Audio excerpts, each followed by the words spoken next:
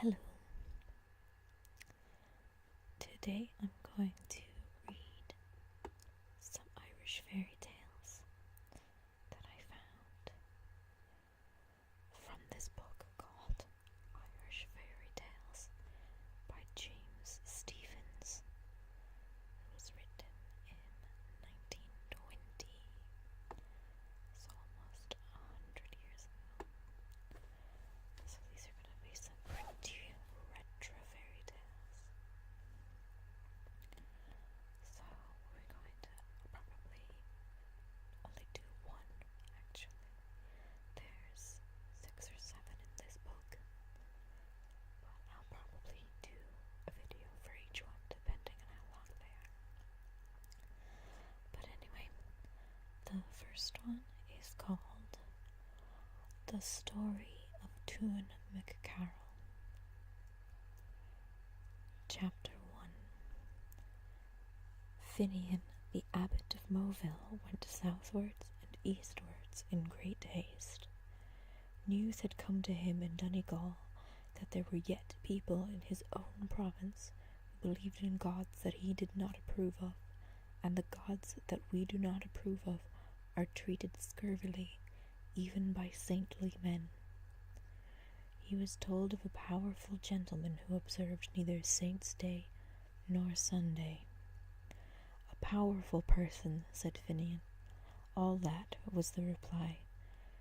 We shall try this person's power, said Finian. He is reputed to be a wise and hardy man, said his informant.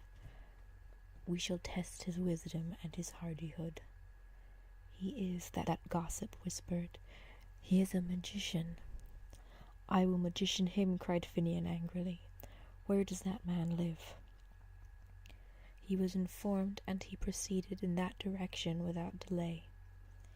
In no great time he came to the stronghold of the gentleman who followed ancient ways, and he demanded admittance in order that he might preach and prove the new God, and exorcise and terrify and banish even the memory of the old one. For to a god grown old time is as ruthless as to a beggarman grown old. But the Ulster gentleman refused Finian admittance.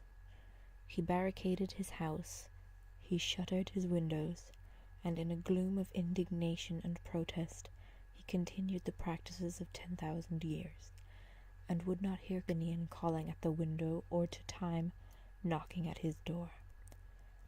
But of those adversaries it was the first he redoubted. Finian loomed on him as a portent and a terror, but he had no fear of time. Indeed, he was the foster brother of time, and so disdainful of the bitter god that he did not even disdain him. He leaped over the scythe, he dodged under it, and the sole occasions on which time laughs is when he chances on Tuan, the son of Cairill, the son of Muradak Redneck.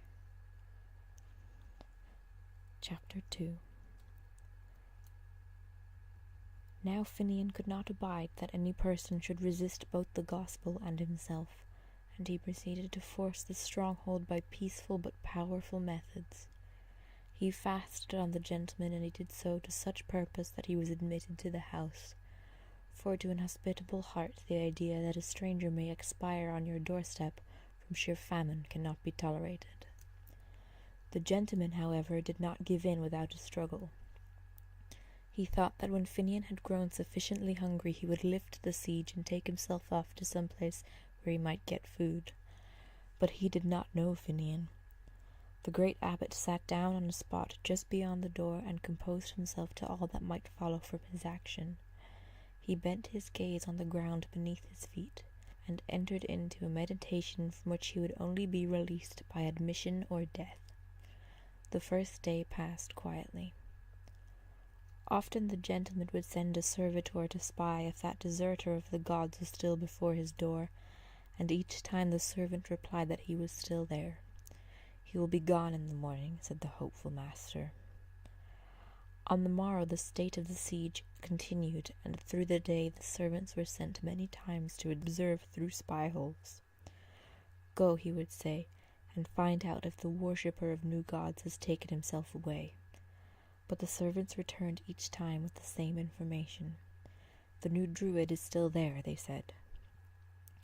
All through that day no one could leave the stronghold, and the enforced seclusion wrought on the minds of the servants, while the cessation of all work banded them together in small groups that whispered and discussed and disputed.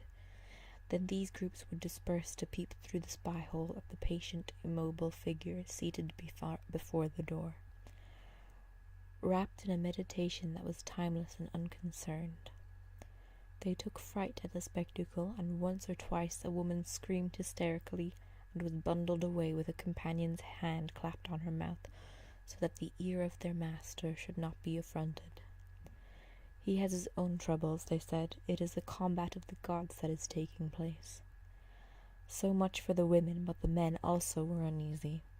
They prowled up and down, tramping from the spy-hole to the kitchen, and from the kitchen to the turreted roof, and from the roof they would look down on the motionless figure below, and speculate on many things, including the staunchness of man, the qualities of their master, and even the possibility that the new gods might be as powerful as the old. From these peepings and discussions they would return languid and discouraged. "If," said one irritable guard, "if we buzzed a spear at that persistent stranger, or if one slung at him with a jagged pebble—" "What," his master demanded wrathfully, "is a spear to be thrown at an unarmed stranger, and from this house?" And he soundly cuffed that indelicate servant. "Be at peace, all of you," he said, "for hunger has a whip, and he will drive the stranger away in the night." The household retired to wretched beds, but for the master of the house there was no sleep. He marched his halls all night, going often to the spy-hole to see if that shadow was still sitting in the shade, and pacing thence, tormented, preoccupied, refusing even the nose of his favourite dog as it pressed lovingly into his closed palm. On the morrow he gave in. The great door was swung wide, and 2 of his servants carried Finian into the house, for the saint could no longer walk or stand upright by reason of the hunger and exposure to which he had submitted, but his frame was tough as the unconquerable spirit that dwelt within it, and in no long time he was ready for whatever might come of dispute or anathema. Being quite re-established, he undertook the conversion of the master of the house, and the siege he laid against that notable intelligence was long spoken of among those who were interested in such things. He had beaten the disease of Mugain. He had beaten his own pupil, the great Colm Killet. He beat Tuan also, and just as the latter's door had opened to the persistent stranger, so his heart opened, and Finian marched there to do the will of God and his own will. Chapter 3. One day they were talking together about the majesty of God and his love, for although Tuan had now received much instruction on this subject, he yet needed more, and he laid as close a siege on Finian as Finian had before that laid on him. But man works outwardly and inwardly. After rest he has energy, after energy he needs repose. So when we have given instruction for a time, we need instruction, and must receive it, or the spirit faints and wisdom herself grows bitter. Therefore Finian said, "Tell me now about yourself, dear heart."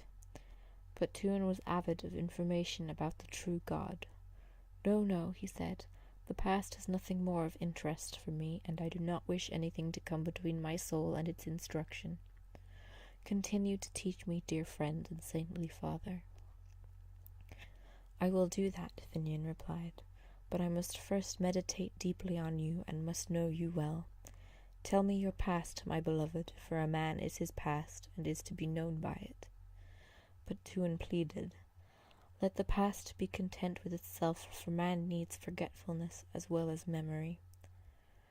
"My son," said Finian, "all that has ever been done has been done for the glory of God, and to confess our good and evil deeds is part of instruction, for the soul must recall its acts and abide by them, or renounce them by confession and penitence.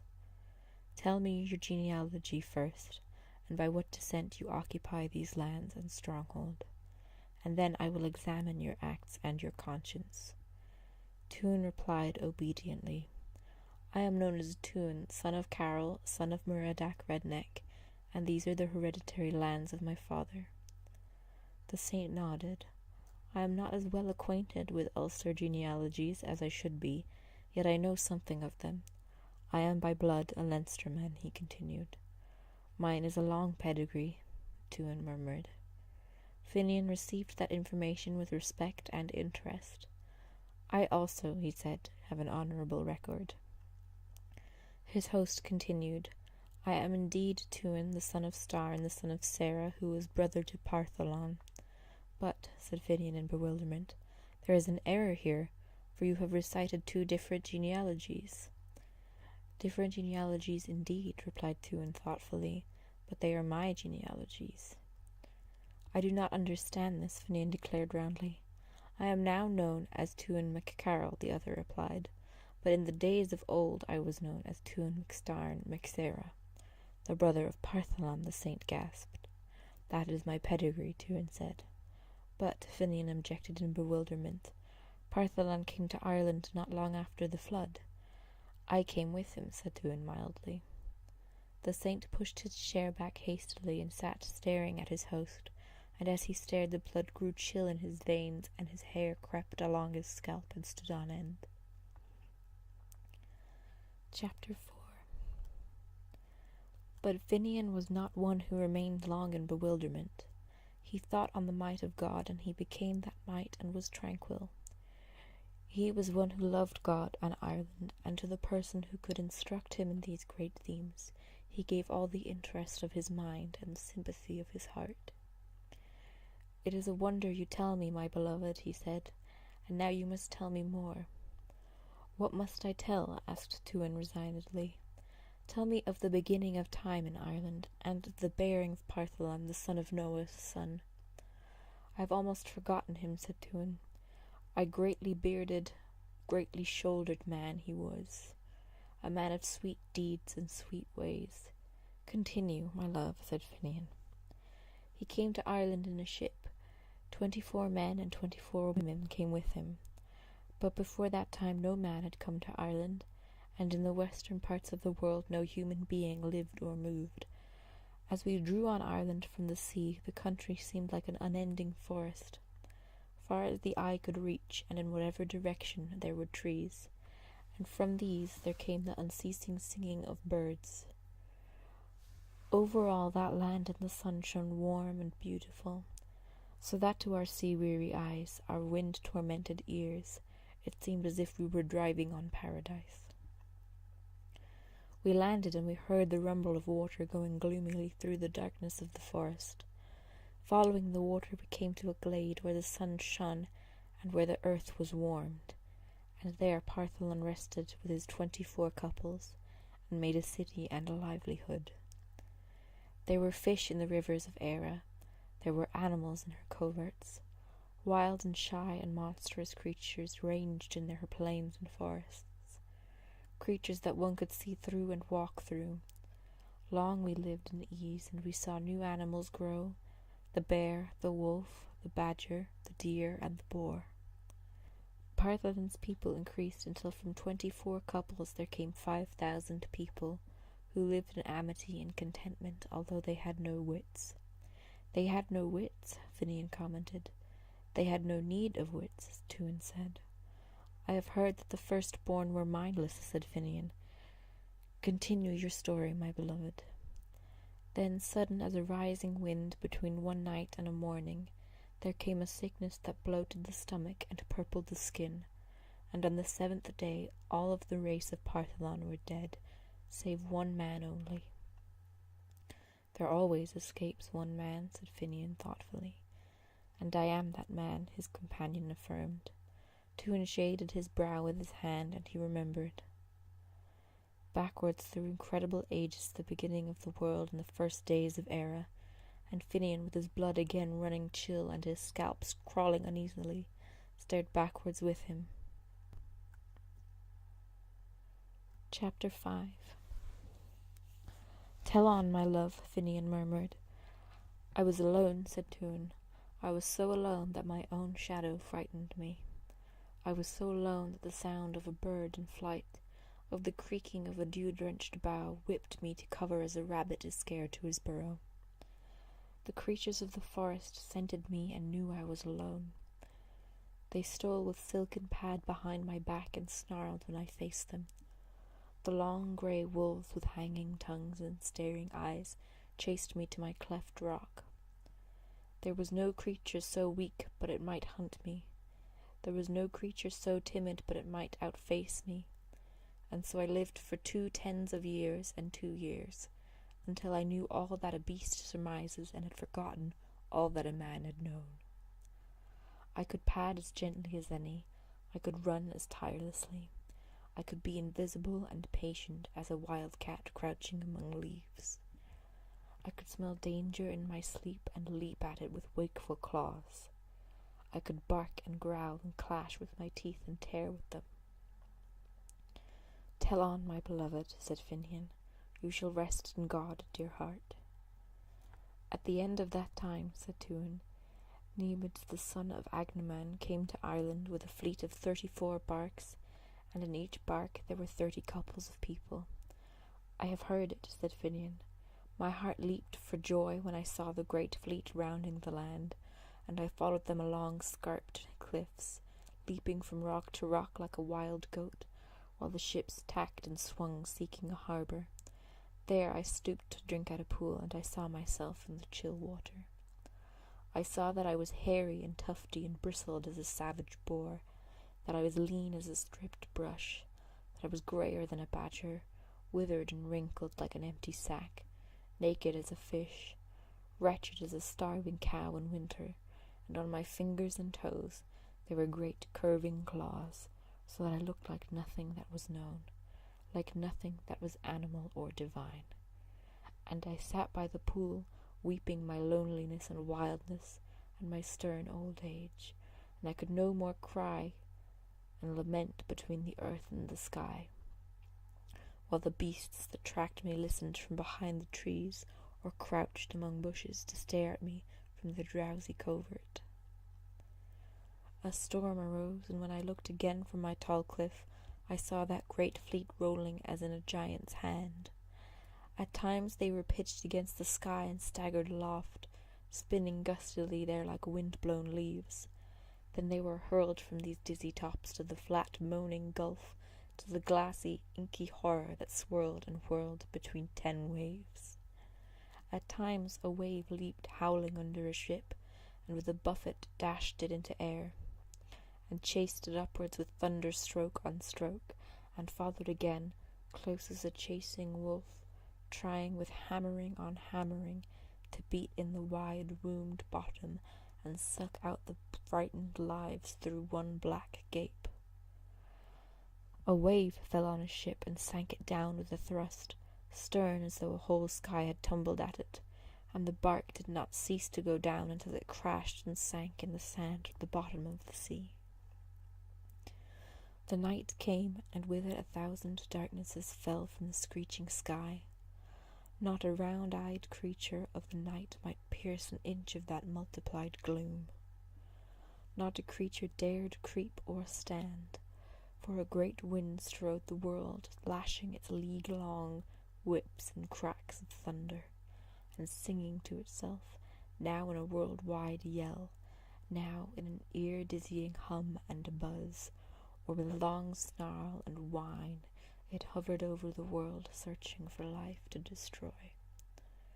And at times, from the moaning and yelping blackness of the sea, there came a sound, thin-drawn as from millions of miles away, distinct as though uttered in the ear like a whisper of confidence, and I knew that a drowning man was calling on his God as he thrashed and was battered into silence, and that blue-lipped woman was calling on her man, as her hair whipped round her brows, and she whirled about like a top.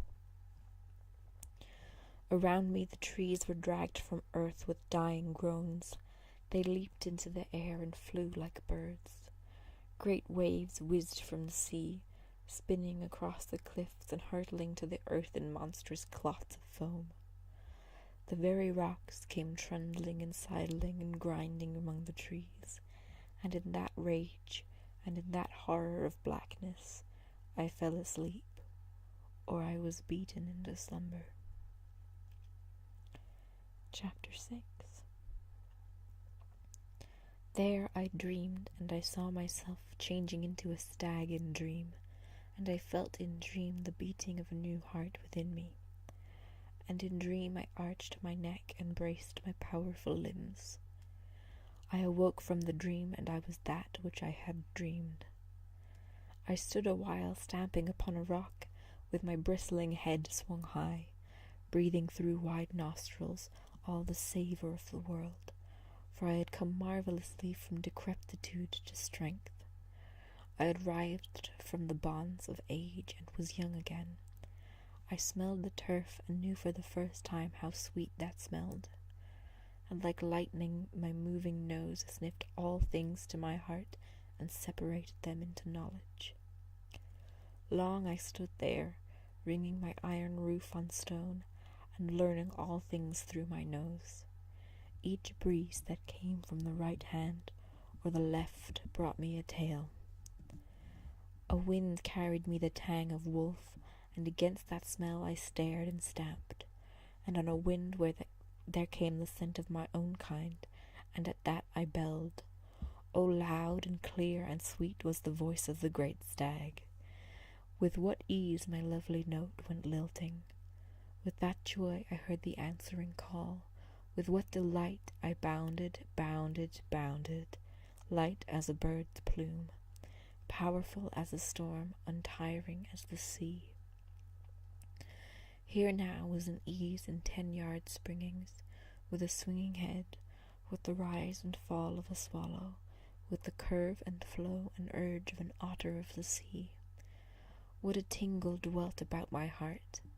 What a thrill spun the lofty points of my antlers! How the world was new, how the sun was new, how the wind caressed me. With unswerving forehead and steady eye I met all that came. The old lone wolf leaped sideways, snarling, and slunk away. The lumbering bear swung his head of hesitations and thought again. He trotted his small red eye away with him to a nearby brake. The stags of my race fled from my rocky forehead, or were pushed back and back until their legs broke under them, and I trampled them to death. I was the beloved, the well-known, the leader of the herds of Ireland.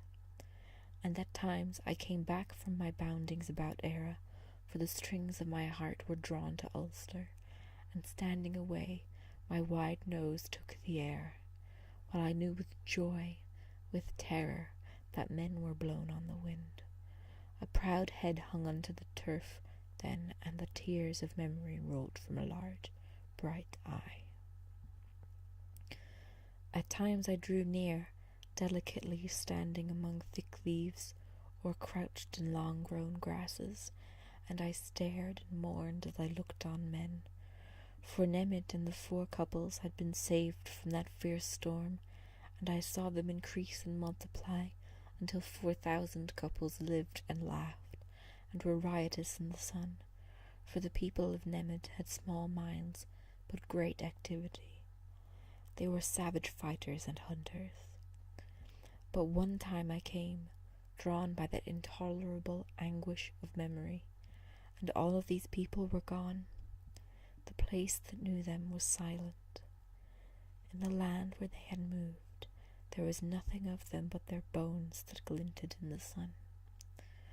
Old age came on me there. Among these bones, weariness crept into my limbs. My head grew heavy, my eyes dim, my knees jerked and trembled, and there the wolves dared to chase me. I went again to the cave that had been my home when I was an old man.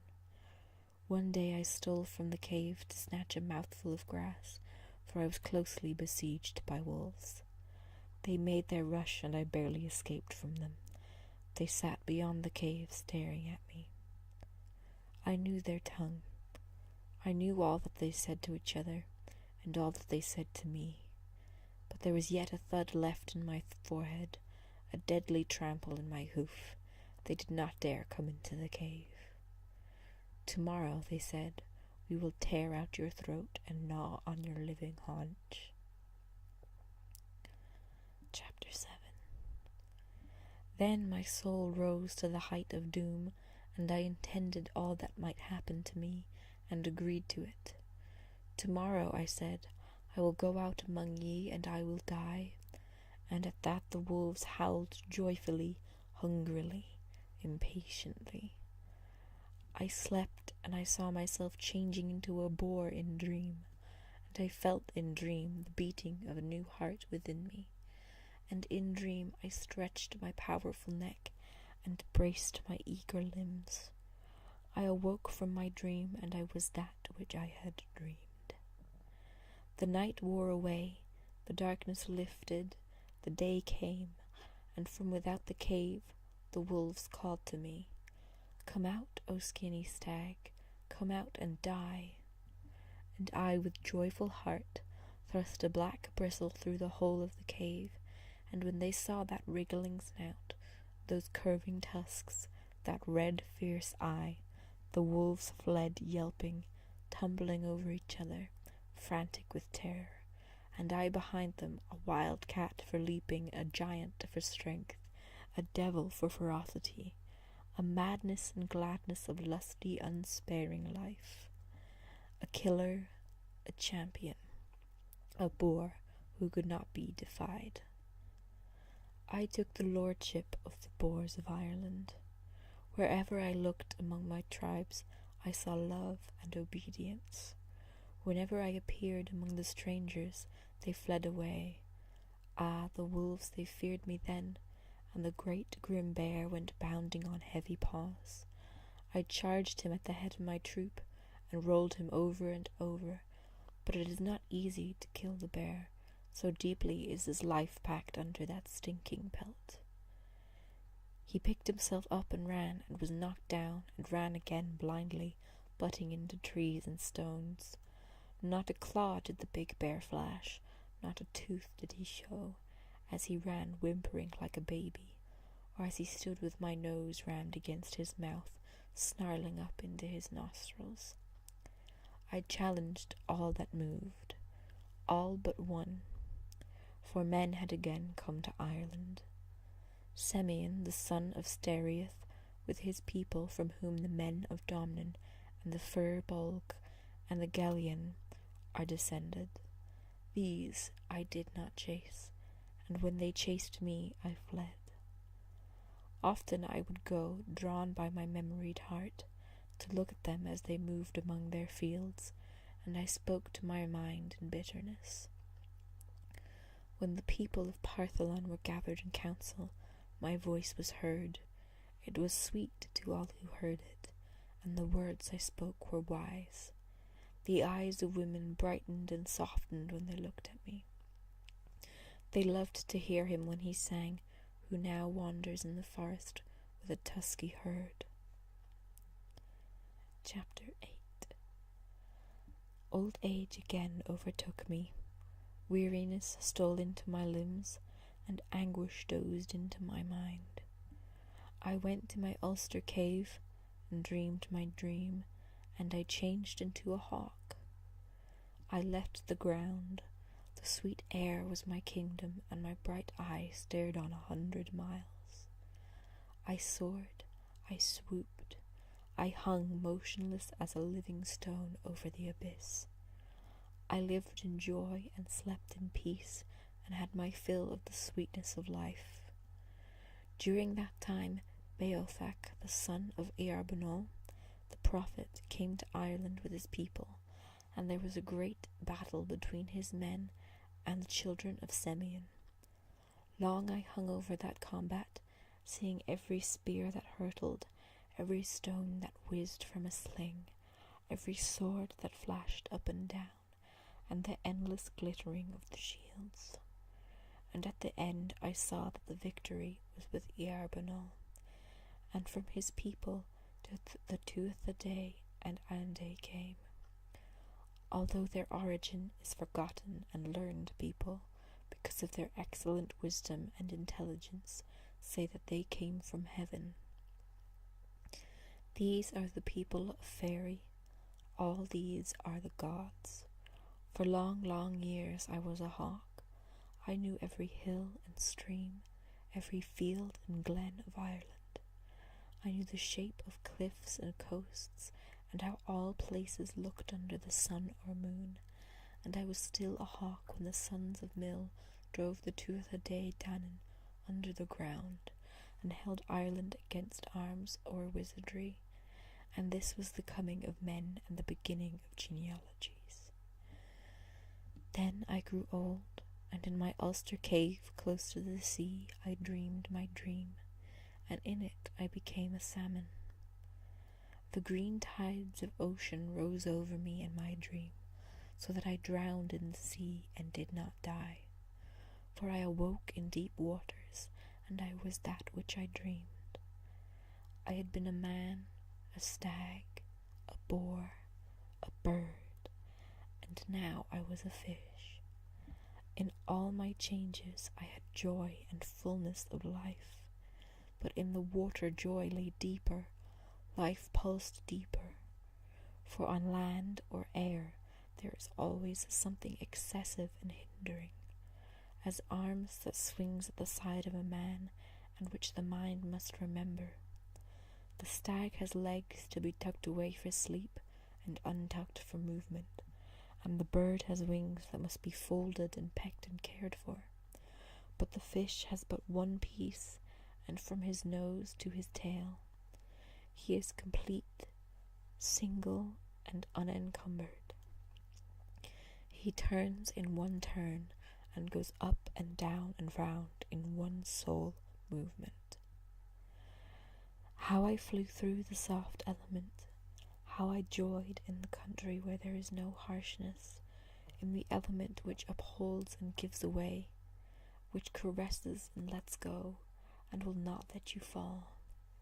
For man may stumble in the furrow, the stag tumble from a cliff, the hawk, wing-weary and beaten, with darkness around him and storm behind, may dash his brains against a tree, but the home of the salmon is his delight, and the sea guards all her creatures. Chapter 9. I became the king of salmon, and with my multitudes I ranged on the tides of the world. Green and purple distances were under me, green and gold the sunlit regions above. In these latitudes I moved through a world of amber, myself amber and gold, in those others in a sparkle of lucent blue. I curved lit like a living jewel, and in these again, through dusks of ebony all mazed with silver, I shot and shone the wonder of the sea.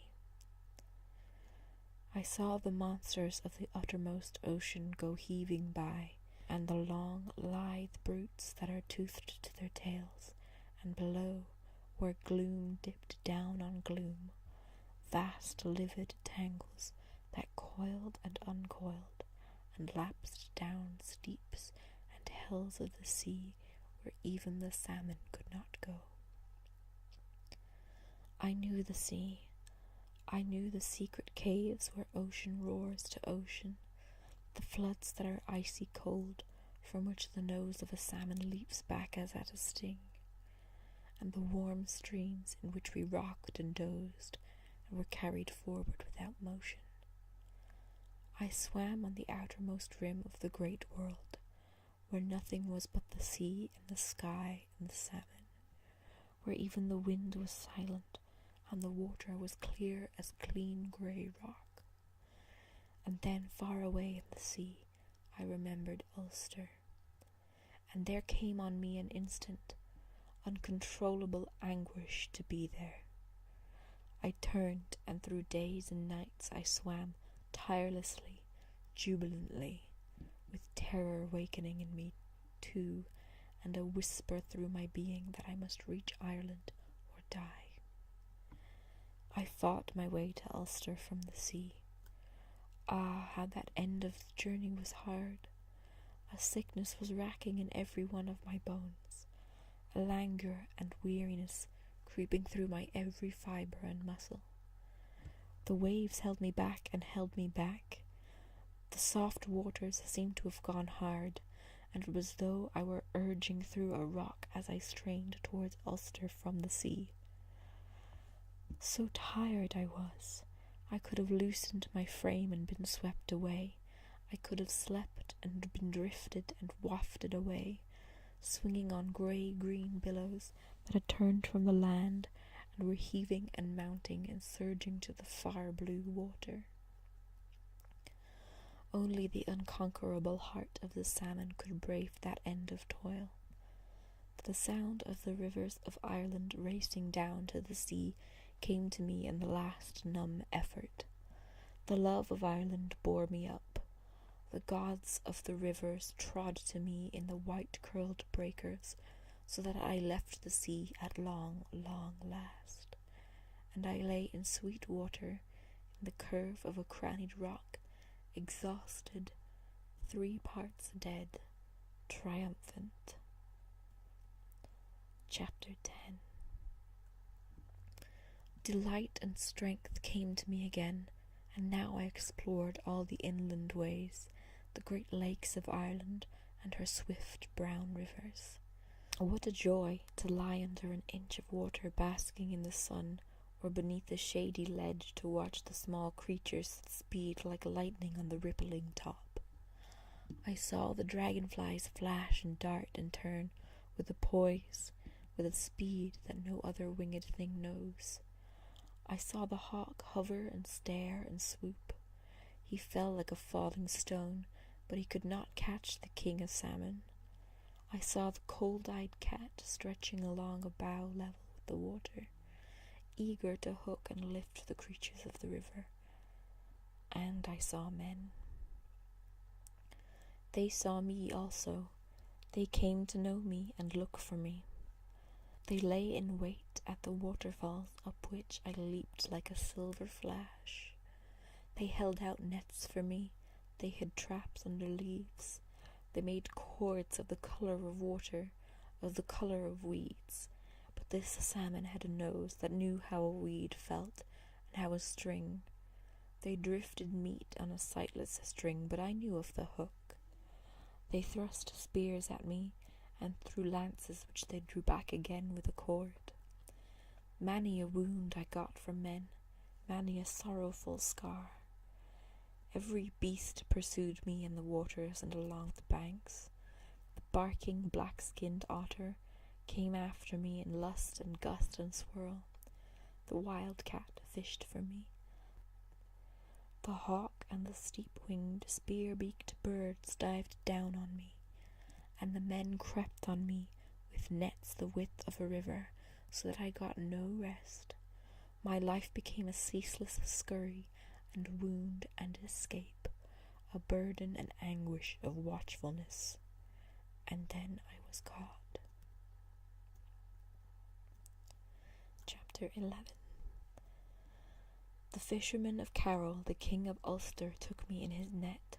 Ah, that was a happy man when he saw me. He shouted for joy when he saw the great salmon in his net. I was still in the water as he hauled delicately. I was still in the water as he pulled me to the bank. My nose touched air and spun from it as from fire, and I dived with all my might against the bottom of the net, holding yet to the water, loving it, mad with terror that I must quit that loveliness. But the net held, and I came up. "Be quiet, king of the river," said the fisherman. "Give in to doom," said he. I was in air, and it was as though I were in fire. The air pressed on me like a fiery mountain. It beat on my scales and scorched them. It rushed down my throat and scalded me. It weighed on me and squeezed me, so that my eyes felt as though they must burst from my head as though it would leap from my body, and my body as though it would swell and expand and fly in 1,000 pieces. The light blinded me, the heat tormented me, the dry air made me shrivel and gasp, and as he lay on the grass, The great salmon whirled his desperate nose once more to the river, and leaped, leaped, leaped. Even under the mountain of air, he could leap upwards but not forwards, and yet he leaped, for in each rise he could see the twinkling waves, the rippling and curling waters. "Be at ease, O king," said the fisherman. "Be at rest, my beloved. Let go the stream, let the oozy marge be forgotten, and the sandy bed where the shades dance all in green and gloom, and the brown flood sings along." And as he carried me to the palace, he sang a song of the river, and a song of doom, and a song in praise of the king of the waters. When the king's wife saw me, she desired me. I was put over a fire and roasted, and she ate me. And when time passed, she gave birth to me, and I was her son, and the son of Cairill the king. I remember warmth and darkness and movement and unseen sounds. All that happened I remember, from the time I was in the gridiron until the time I was born. I forget nothing of these things. "And now," said Finian, "you will be born again, for I shall baptize you into the family of the living God." So far the story of Tuan, the son of Cairill. No man knows if he died in those distant ages when Finian was abbot of Moville, or if he still keeps his fort in Ulster, watching all things and remembering them for the glory of God and honour of Ireland. Okay, so that was the story of Tuan McCarroll. So I hope you enjoyed that, and I will be doing more of these videos if you did. The next one will be called The Boyhood of Fionn, which I am excited about because I actually know a little bit about that one already. I'd never heard that last one before. It was pretty exciting. Okay, thank you so much for listening. I hope you enjoyed, and I will be back with more.